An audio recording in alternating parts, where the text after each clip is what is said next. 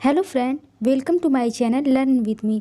Friend, आज के इस वीडियो में हम सी-टेट के इन्वायरमेंट से महत्वपूर्ण प्रश्नोत्तर को लाए हैं। वीडियो को पूरा देखिएगा, अच्छा लगे तो लाइक और शेयर कीजिएगा। अगर आप हमारे चैनल पर नए हैं तो चैनल को सब्सक्राइब कर लीजिएगा। तो चलिए वीडियो को शुरू करते हैं। इसमें सबसे पहले दिया है लिंगहुफैन किस देश का पकवान है, तो उत्तर हो जाएगा हांगकांग का।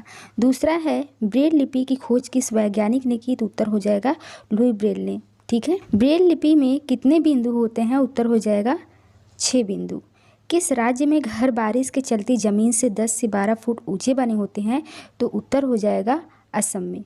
जम्मू कश्मीर में चाय को क्या कहा जाता है, तो उत्तर हो जाएगा कहवा, यानी जम्मू कश्मीर में चाय को कहवा कहा जाता है। 6 है वल्लम क्या है, तो उत्तर हो जाएगा वल्लम लकड़ी से बनी छोटी नाव है जो केरल में चलती है। ठीक है।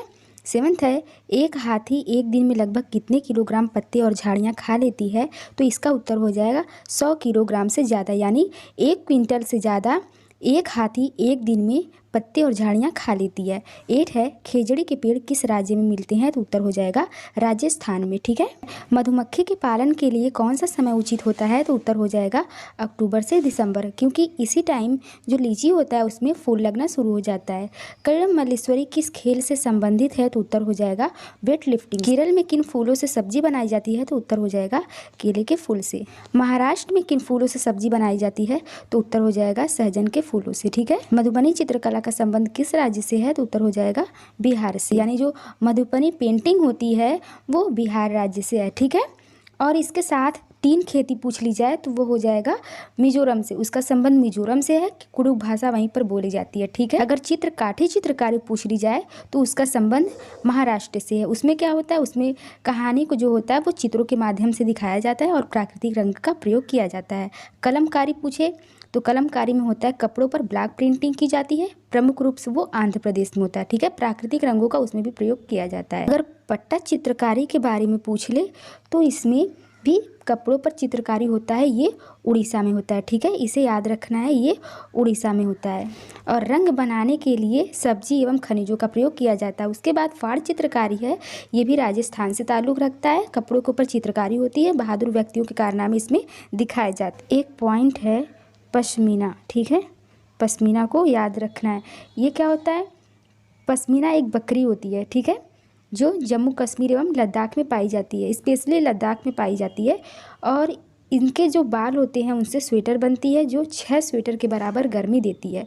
और एक पश्मीना शाल को बनाने में लगभग 250 घंटे लगते हैं। ठीक है। उत्तर प्रदेश का कौन सा जिला इत्र के लिए प्रसिद्ध है, तो उत्तर हो जाएगा कन्नौज। जिन लकड़ियों पर दीमक नहीं लगती है उसका उत्तर हो जाएगा नीम और कीकर की लकड़ियों पर। कल चिड़ी यानी इंडियन रोबिन अपना घोंसला कहाँ बनाती है, तो इसका उत्तर हो जाएगा पत्थरों के बीच में। ठीक है। कल चिड़ी के साथ साथ हम और अन्य पक्षियों के बारे में भी जान जाते हैं। तो जो जुलाई पक्षी होती है जिसे बीवर कहते हैं, वो अपना घोंसला पेड़ पौधे पर बनाती है। ठीक है। जिसमें नर घोंसला बनाता है और उसमें से जो मादा घोंसला होती है वो पसंद कर कर रहती है। अगर कठफोड़वा पूछ ले तो ये पेड़ के तने में छेद करके अपना घोंसला बनाता है। दर्जन चिड़ियाँ पत्तियों को सीलकर उसमें अपना घोंसला बनाती है। कबूतर और गौरैया जो होते हैं वो मनुष्यों के खाली घर में रहते हैं। कोयल और जो कौवा होते हैं वो सबसे ऊंची डाली पर रहते हैं।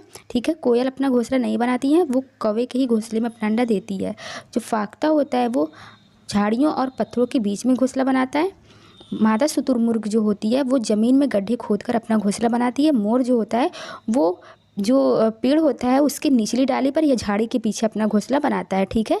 ये इंपॉर्टेंट है, इसे आपको ध्यान रखना। कोयल अपने अंडे कहाँ देती है, तो उत्तर हो जाएगा कौवे के घोंसले में। रेगिस्तानी ओक का पेड़ कहाँ पाया जाता है, उत्तर हो जाएगा ऑस्ट्रेलिया में। केरल में ज़मीन के नीचे क्या उगाया जाता है, तो इसका उत्तर हो जाएगा टैपिओका। विश्व ओजोन दिवस कब मनाया जाता है, 16 सितंबर। ईवीएस संक्षेपण अर्थ में प्रयुक्त होता है एनवायरनमेंट स्टडीज। भारत के मानचित्र में दिल्ली की स्थिति के सापेक्ष हिमाचल प्रदेश की राजधानी शिमला और मध्य प्रदेश की राजधानी भोपाल क्रमशः स्थित है। उत्तर हो जाएगा दिल्ली के उत्तर पूर्व और उत्तर पश्चिम में। प्राथमिक स्तर पर पर्यावरण अध्ययन के शिक्षण का उद्देश्य नहीं है। उत्तर हो जाएगा शिक्षक कक्ष में कड़े अनुशासन को सुनिश्चित करे। कोई डॉक्टर एक मरीज को खाने के लिए कुछ दवाइयाँ लिखता है और साथ ही गुड़, आंवला, हरी पत्तेदार सब्जियां खाने का सुझाव देता है। यह मरीज किस रोग से पीड़ित होना चाहिए, उत्तर हो जाएगा एनीमिया, यानी कि एनीमिया जो होता है उसमें आयरन की कमी होती है, तो इसके लिए इसमें गुड़, आंवला और हरे पत्तेदार सब्जियों को खाने का सुझाव दिया जाता है, क्योंकि इन सब में आयरन अधिक मात्रा में होता है। ठीक है। रेगिस्तानी ओक एक पेड़ का नाम है जिसकी जड़ें उस गहराई तक जमीन में भीतर जाती हैं जब तक कि पानी तक न पहुंच जाए। इस पेड़ की जड़ों की गहराई इस पेड़ की ऊंचाई से लगभग 30 गुनी होती है। यह पेड़ कहाँ पाया जाता है, यानी कि सारा सब कुछ इसमें क्वेश्चंस में ही बता दिया। ठीक है। यहाँ पर बस उत्तर देना ऑस्ट्रेलिया। ये ऑस्ट्रेलिया में, यानी रेगिस्तानी ओक ऑस्ट्रेलिया में पाया जाता है। ठीक है। माउंट एवरेस्ट के बारे में सही कथन। यह नेपाल का भाग है और इसकी चोटी की ऊंचाई लगभग 8900 मीटर है। अभी पॉइंट में इसकी ऊंचाई बढ़ी हुई है। कांसा कौन सी दो धातुओं का मिश्रण है, तो उत्तर हो जाएगा तांबा और टिन का। वह कौन सी पक्षी हैं जो हमारी तुलना में 4 गुना अधिक दूरी से देख सकते हैं, उत्तर हो जाएगा चील, बाज और गिद्ध। शालिनी कक्षा 5 के विद्यार्थियों को पोषण पर आधारित प्रकरण से परिचित कराना चाहती है। उन्हें शिक्षार्थियों से कहना चाहिए कि वे अपने अपने टिफिन बॉक्स खोलें, उनके तत्वों का अवलोकन करें और उसके बाद उन्हें व्याख्या करनी चाहिए। 30 है, जीव जंतुओं पर आधारित पाठ को पढ़ाने के बाद शीतल कक्षा 4 के विद्यार्थियों के लिए चिड़ियाघर के भ्रमण का आयोजन करती है। यह किस प्रकार से शिक्षार्थियों की मदद करेगा, तो उत्तर हो जाएगा कक्षा कक्ष को अधिगम को वास्तविक जीवन की परिस्थितियों के साथ जोड़ना, यानी वास्तविक जीवन की परिस्थितियों के साथ जोड़ना ही एनसीएफ में बताया गया है। कौन सा पक्षी काफ़ी हद तक अपनी गर्दन को पीछे तक घुमा सकता है, उत्तर हो जाएगा उल्लू।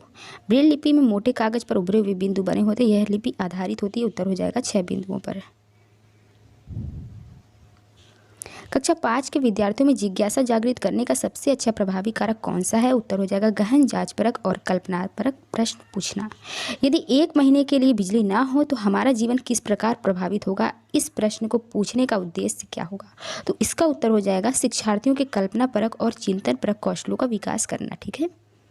35 है, कुछ जानवर रात में जागते हैं। यह जानवर हर चीज को किस रंगों में देखते हैं, उत्तर हो जाएगा काला और सफेद रंगों में। मृत सागर क्या है, ऐसा सागर जो सभी महासागरों से ज़्यादा नमकीन है। ठीक। ईवीएस में किसी अच्छे गृह कार्य को मुख्यतः किस पर केंद्रित होना चाहिए, तो उत्तर हो जाएगा विस्तारित अधिगम के लिए चुनौतियां और उत्तेजना।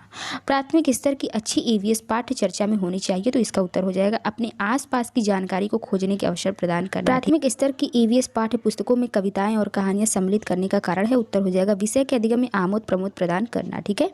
ईवीएस की पढ़ाई में कक्षा में प्रश्नोत्तर तकनीक का सबसे अच्छा उपयोग किसके लिए किया जा सकता है, तो उत्तर हो जाएगा शिक्षार्थियों में सीखने की जिज्ञासा उत्पन्न करने के लिए। ठीक है। प्राथमिक स्तर पर ईवीएस की पढ़ाई का प्रमुख उद्देश्य है, तो उत्तर हो जाएगा कक्षा की पढ़ाई को शिक्षार्थी के विद्यालय से बाहर के जीवन संबंधित करने में सहायता करना। ठीक है। ईवीएस कक्षा में सामाजिक समानताओं पर अधिक बल देने के लिए कौन सा अधिगम अधिक प्रभावी होगा, तो उत्तर हो जाएगा विद्यार्थियों से समूह परियोजनाओं का भार अपने ऊपर लेने के लिए कहना। ठीक है। पर्यावरण अध्ययन में एक अच्छे दत्त कार्य का मुख्य लक्ष्य होना चाहिए, तो उत्तर हो जाएगा अधिगम विचार के अवसर उपलब्ध कराना। पर्यावरण अध्ययन के शिक्षक के रूप में चिड़ियाघर के भ्रमण का आयोजन करने का मुख्य उद्देश्य होना चाहिए, उत्तर हो जाएगा शिक्षा सक्रिय अधिगम अनुभव उपलब्ध कराना। प्राथमिक स्तर पर पर्यावरण अध्ययन में रचनात्मक आकलन को शामिल नहीं करता, उत्तर हो जाएगा शिक्षार्थियों की ग्रेडिंग और रैंकिंग। उस वैज्ञानिक का क्या नाम है जिसने सर्वप्रथम मच्छर के पेट में झांकी और यह सिद्ध किया कि मलेरिया मच्छर से फैलता है तथा इस अनुसंधान के लिए दिसंबर 1902 में चिकित्सा के क्षेत्र में नोबेल पुरस्कार प्राप्त हुआ। यह है रोनाल्ड रास। ठीक है। रात में जागने वाले जानवर को हर चीज़ किस रंग की दिखाई देती है, तो उत्तर हो जाएगा सफ़ेद और काले। पक्षी अपना गर्दन बहुत अधिक हिलाते हैं, इसका कारण है, उत्तर हो जाएगा पक्षी अपनी आंखों की पुतली को हिला नहीं सकते। निदान के पश्चात कोई डॉक्टर रोगी से कहता है कि उसके खून में हीमोग्लोबिन की कमी है, तो उस रोगी को आयरन की कमी को पूरा करने के लिए क्या क्या खाना चाहिए। अभी मैंने आपको क्वेश्चन में बताया था आंवला, हरी पत्तेदार सब्जियां और गुड़। ठीक है, क्योंकि इसमें सबसे ज़्यादा आयरन पाया जाता है। राष्ट्रीय पाठचर्या की रूपरेखा 2005 प्राथमिक स्तर पर पर्यावरण अध्ययन शिक्षण का प्रमुख उद्देश्य होना चाहिए कक्षा कक्षीय अधिगम को विद्यालय के बाहर के जीवन से जोड़ना।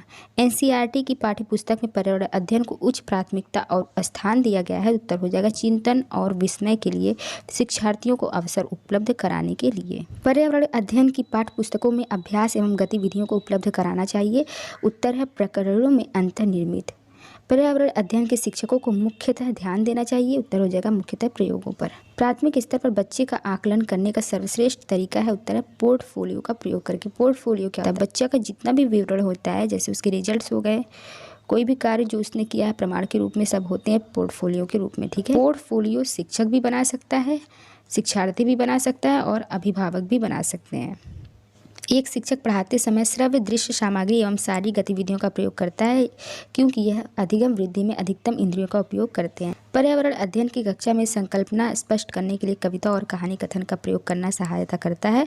उत्तर हो जाएगा स्थानीय एवं वैश्विक स्तर पर संसार की प्रकृति को खोजने और कल्पना करने की योग्यता को बढ़ावा देने में। डिसलेक्सिया मुक्ता कौन सी समस्या के साथ संबंधित है? उत्तर हो जाएगा पढ़ने के साथ। अल-बरूनी जिस देश से आया उसका नाम है, उत्तर हो जाएगा उज़्बेकिस्तान से। उज़्बेकिस्तान से अल-बरूनी आया था।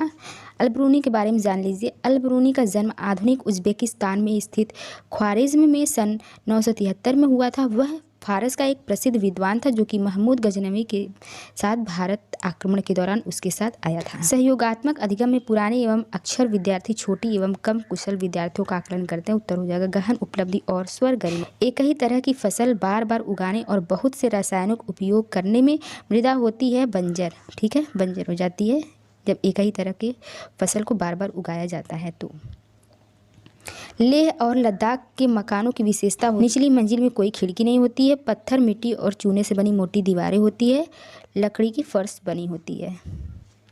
तरुण भारत संघ नामक समूह संबंधित है पुरानी झीलें पुनर्निर्मित करने से, ठीक है।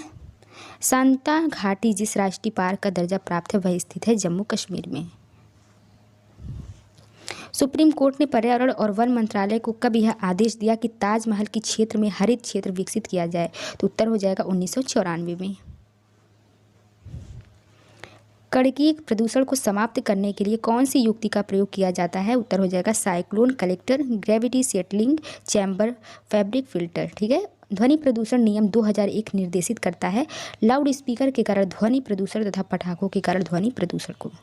कौन सी गैस के कारण पत्तियों का सिकुड़ना, पत्तियों का गिरना तथा आकार में छोटे होना पाया जाता है? उत्तर हो जाएगा कार्बन मोनोऑक्साइड के द्वारा। पानी में पाए जाने वाले रेडियो सक्रिय पदार्थ का आंशिक कारण बनता है? उत्तर हो जाएगा आग से पानी गिरना, ठीक है।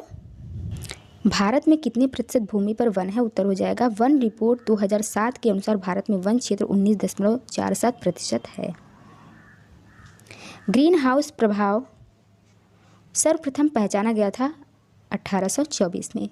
इसके बारे में जान लीजिए। ग्रीन हाउस प्रभाव के अस्तित्व के बारे में वर्ष 1824 में जोसेफ फूरियर ने बताया था। उनके द्वारा दिए गए तर्क और साक्ष्यों को वर्ष 1827 और 1838 में क्लाउड पाउलेट ने और मजबूत कर दिया। इस पर प्रयोग और अवलोकन करने के बाद इसका कारण जॉन टिंडल ने 1859 में बताया था। वैश्विक तापन के लिए जिम्मेदार कौन है? उत्तर हो जाएगा मीथेन, क्लोरोफ्लोरोकार्बन और कार्बन डाइऑक्साइड, ठीक है। अम्ल वर्षा में उपस्थित होता है H2SO4 और HNO3 यानी हाइड्रोसल्फ्यूरिक अम्ल और नाइट्रिक अम्ल। वायु प्रदूषण का असर जीव जंतुओं, पेड़ पौधों के साथ साथ इमारतों पर भी पड़ता है। इसका उदाहरण है ताजमहल। प्रदूषण की वजह से उसका रंग भी फीका पड़ता नजर आ रहा है। वायु प्रदूषण का प्रभाव सभी जीव जंतुओं, मनुष्यों, इमारतों आदि पर पड़ता है, जिसका उदाहरण ताजमहल। क्वेश्चन नंबर 75, किस स्तर से नीचे जाने पर ओजोन परत में छिद्र होने की संज्ञा दी जाती है? तो उत्तर हो जाएगा 200 DU। ओजोन क्षरण के बारे में भी जान लेते हैं। ओजोन अपक्षय, ओजोन डिप्लीशन दो अलग लेकिन संबंधित प्रेक्षणों का वर्णन करता है। 1970 के दशक के बाद से पृथ्वी के समताप मंडल यानी स्ट्रेटोस्फीयर में ओजोन की कुल मात्रा में प्रति दशक लगभग 4% की धीमी लेकिन स्थिर कमी आ रही है और समान अवधि के दौरान पृथ्वी के ध्रुवीय क्षेत्रों के ऊपर समताप मंडल की ओजोन में अधिक लेकिन मौसमी कमी आ रही है। यह घटना को सामान्यतः ओजोन छिद्र के रूप में जाना जाता है, ठीक है। तो फ्रेंड, आज का ये वीडियो आपको कैसा लगा कमेंट बॉक्स में कमेंट कर ज़रूर बताइएगा। अगर आप हमारे चैनल पर नए हैं तो चैनल को सब्सक्राइब कर लीजिएगा, ठीक है। अच्छा लगे तो लाइक और शेयर कीजिएगा। धन्यवाद।